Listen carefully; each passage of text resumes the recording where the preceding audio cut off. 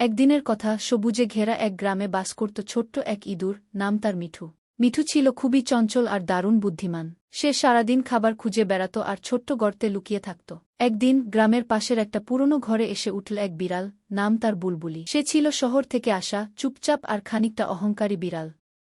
গ্রামের সব ইঁদুর বুলবুলি বিড়ালটাকে ভয় পেত, বিশেষ করে মিঠুর ইঁদুর মতো ছোট প্রাণীরা। মিঠু প্রথমে খুব ভয় পায় বুলবুলিকে, কারণ সে জানে বিড়াল মানে ইঁদুরের শত্রু। কিন্তু একদিন রাতে বুলবুলি হঠাৎ খুব কাশতে শুরু করল। মিঠু দূর থেকে দেখতে পেল বুলবুলি অসুস্থ। তার মায়ের শেখানো কথামতো মিঠু ভাবল, যে অসুস্থ তাকে সাহায্য করাই উচিত, সে যত বড় শত্রুই হোক না কেন। মিঠু গর্ত থেকে বের হয়ে লুকিয়ে লুকিয়ে কিছু শুকনো তুলসী পাতা আর এক ফোঁটা মধু এনে দিল বুলবুলির সামনে। বুলবুলি অবাক হয়ে গেল।